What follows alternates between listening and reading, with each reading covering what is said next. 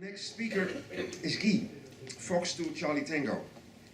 As we all know, Frank Tonna, F5SE, passed away recently. Frank was the son of Mark Tonna. Together they ran the iconic Tonna antenna factory. During the 80s, when amateur radio was booming, almost every news station started with Tonna antennas on 2 meter. The 9-element and the 16-element were iconic antennas. Guy took it upon him to gather some info about the work of those great guys, so this presentation will be a tribute to Mark and Frank Tonna. Thanks, Jan. Can we go with the presentation? Yes. Okay. So good morning all. Very happy to be here for you. So I'm both very moved and honored to speak about Frank Tonna and F5 Sierra Echo and his father Mark Fox 9 Fox Tango. I met them in 1975 when I was a physics student in France. Mark gave me friendly 16 9-element for my first 144 EME station at my parents' garden in Brive, in southwest part of France. So many old men used Tonna antennas, and unfortunately Frank passed away on December 20, 2017, just before his 70th birthday. After taking an active part with his father on the EME on 442 MHz with a 1621 element, you can put the photo, please, for the presentation. Yeah, thank you. No, the file with the presentation. The first file, please.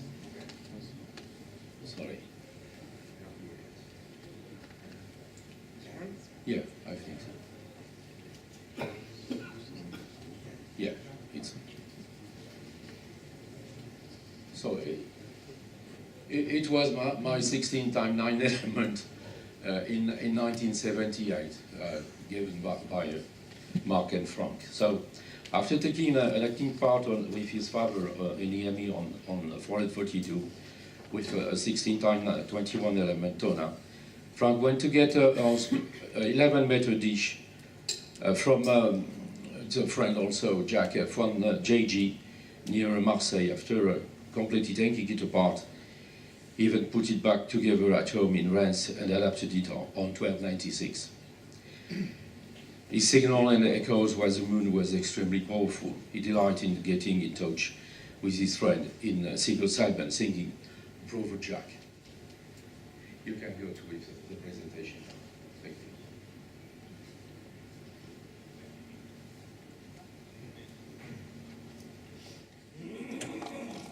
So it was the first story of Tonna's company. Was published in, I think it was an IEE bulletin in 1986. You can see Frank, Mark, and all the products from Tonna's. There was several companies from Tonna's group with ELAP, Tonna's, and from security system also. So it was a very, very powerful group in till 20,000. Okay, sorry. So I repeat, it was the first publication about Tonna's story, Tonna's company, written in 1986 in IEE bulletin. You can move for the second. You can put on automatically. Okay, thank you. So you can see the first installation for Tonna's antennas, checking it with a very, very old car, F9FT with his, I think it was a 4 times 16 element at Tonna's company in Reims.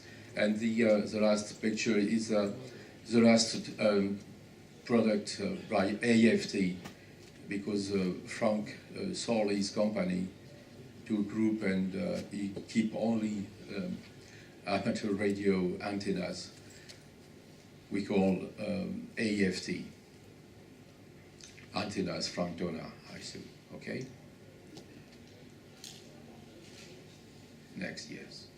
So it's, thank you Matesh for publishing all the results from the ARU contest. You can see Frank and Mark at the second house in east part of France, and they take part during all the ARU contests on the VHF and UHF. You can see also some well-known call sign, OK1KIR, I see Peter G3LTF, and other guys. I don't know if he has PA0MS, a lot of PA0 station on the UHF part, and also some French station.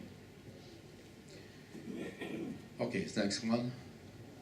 So it was a 16x21 element Yagi was in Reims in the Tonna company area.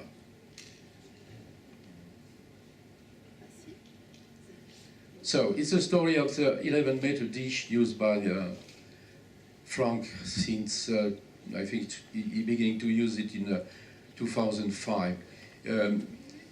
The first dish was starting near Marseille and was built by a team with F1 BLL, F1 FIH, F1 AAM, and some other guys. But due to the mistral winds, we cannot keep the antennas on the tower. So I think they don't use this antenna for any EME, or perhaps 1 or 2 QSO, but it was impossible to keep due to the high wind. So Frank went to Marseille, I think it was in 2000 or 2005, and he dismantled the dish and he bring to Reims, and he restored all the antenna and put it on the site. The site we used for EME and contest was very old location. Was owned by his sister. His sister died some years ago, and he kept all the installation on this location. It was very nice on the top of a hill near Reims, and it was very active. So the next, please. So you can see some picture of the new dish on the new tower, and Frank was very happy to can use this big antenna.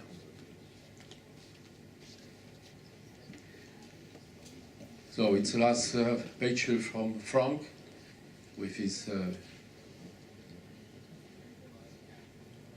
don't know the word, sorry. Yeah, this one, yeah, okay. And the last picture is, you have Mark F9FT on the left. I think it was in 1981 or 1982. And I think it was the first 16 time 21 element they used for the beginning of EME. I think it was in 1980, 81 or 82 also. Okay, now we have a small movie. You will enjoy it because you will recognize some guys from here and over, and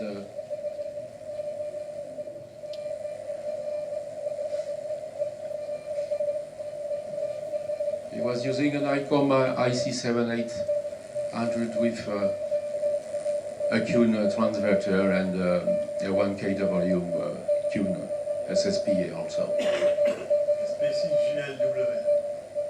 So.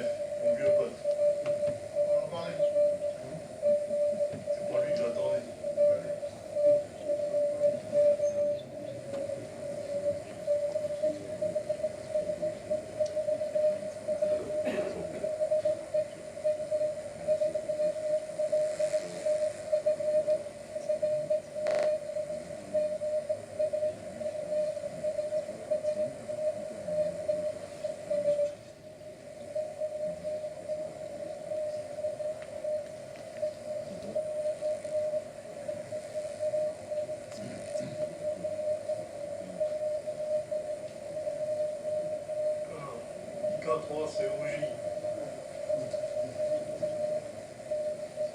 Attends, je suis en train d'écrire. Je crois que vous avez dit S3.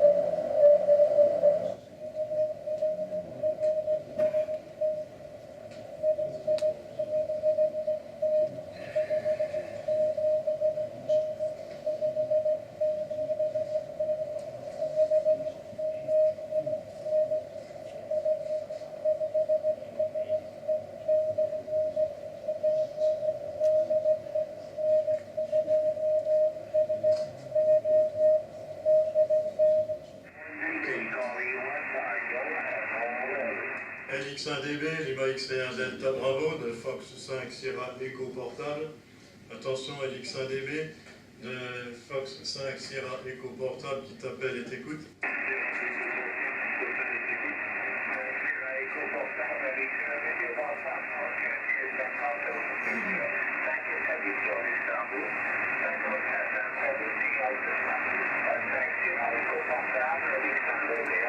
Ok, salut Vili, Lima XT1 Delta Bravo de Fox 5 Sierra Echo Portable. Bonsoir Vili, je m'attendais pas à t'entendre. T'arrives 5-6 dans de très bonnes conditions. 5-6, voilà, t'es le premier QSO que je fais en SSB, toutes les autres stations sont en CW. Voilà, Lima XT1 Delta Bravo, je t'écoute pour le final, pour Fox 5 Sierra Echo Portable.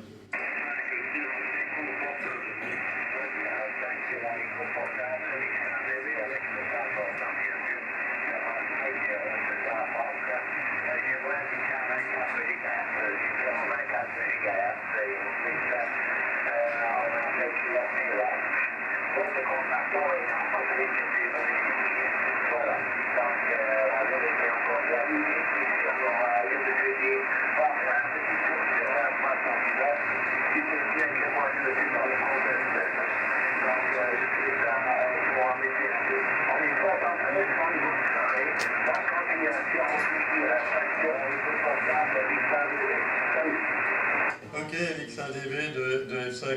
portable pour le final, ok pour le 24 GHz.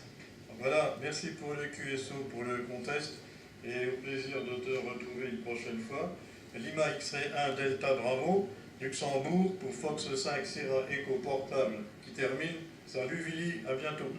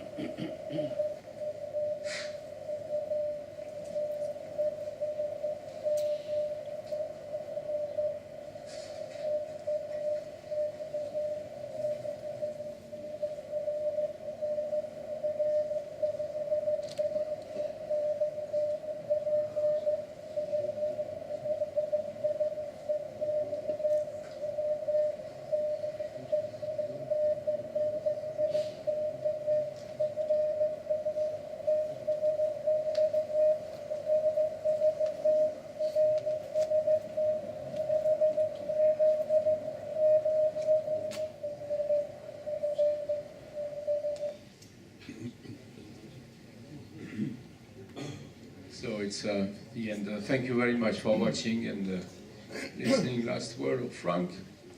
As you know, the 11-meter dish is always in range and operational, fully operational. So we will try to keep it operational with Guillaume, the son of Frank, and perhaps we will need some contribution. So I will keep you posted. Thank you very much.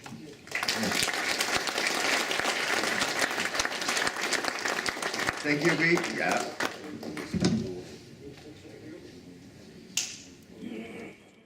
He asked me to come up. I was just at Frank's QTH, and you know, the dish is a beautiful dish, and I think even more than the dish is the mount, because it's you know, exquisitely mounted, and there's a need to keep that dish on the air. And the family wants to see the dish on the air. They're going to maintain the property. So I think here, especially people who are close by, think about how you can use it. We talked about maybe getting the University of Rennes involved with the dish. Anyone has contacts with them there locally, how we can keep the dish on the air. Maybe there's a group that wants to come in regularly and run contests from the dish location. You don't have to have it on every weekend, but they like to keep it on the air and use it as memory of Frank Guillaume. I don't say my French pronunciation is terrible, but I'll say William, Frank's son. You know, he's not really into amateur radio. He's willing to help, but that's not his thing, so to speak. Maybe with a little bit on the software side. So there really is a need for a group to come in there and talk with the family and see what we can do to keep the dish on the air, because it would really be a shame to see that wasted. Thank you.